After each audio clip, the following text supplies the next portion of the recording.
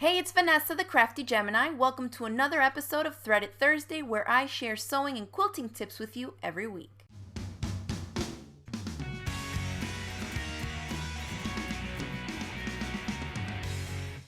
Okay, so for this episode of Thread It Thursdays, I wanted to give you a tip of something that you need to do in case you have never thought of it before, and that is to go to your yard sales, garage sales, estate sales, and check your local pawn shops. If you're looking for a new machine and you don't have money to buy one at regular price, if you need a serger, or maybe you're starting a home business and you're thinking of adding more machines to your collection, but you can't afford the full price, definitely check yard sales, garage sales, estate sales, and your local pawn shops. So I wanted to tell you the story about this little Burnett serger that we got.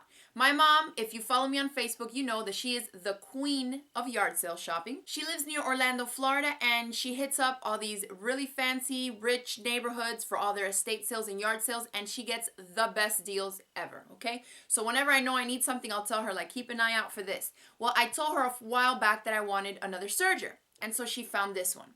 She tells me she found it's a Burnett 234. It's made for Bernina, made in Japan, and she found it for $5, okay? But it didn't have any, like the power cord or the foot pedal. It didn't come with it. So it was just the machine, and she had really no way of checking to see if it worked. $5, and it might work because it looks like it's in pretty good shape. She spent the $5, of course, and so she brought it to me.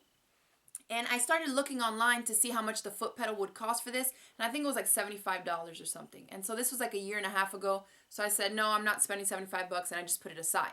This year, now that I'm getting into more garment sewing, I wanted to try again and see if I can find another foot pedal. So this time, I got on eBay and I looked up for a generic one that would fit this brand, that maybe it wasn't the specific Bernina one that came with the machine, but I don't care. I just want it to work, right? So I found one for $17.95. They shipped it to me last week. I tried it on. I cleaned it off, threaded it, and the thing stitches like a dream.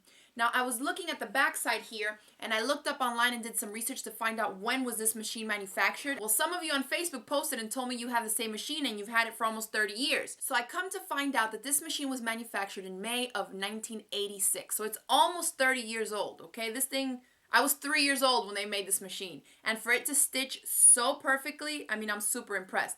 Of course, it doesn't have all the newer bells and whistles, like differential feed and rolled hem and things like that. But if you just need it as a serger, just to serge and overlock your raw edges when you're making clothes and projects, this is perfect.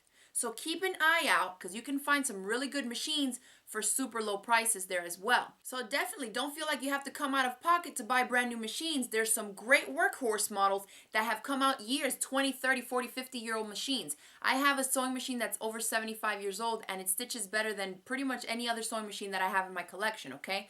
So keep an eye out. Don't be afraid to get an old machine and to get it at a great bargain price used from somebody else. So I hope you all enjoyed this episode of Thread It Thursday. If you did, hit it with that thumbs up below, share it across the different social media sites, and don't forget to click the subscribe button so you won't miss out on any of my future videos. Thanks for watching, and I'll see you next time.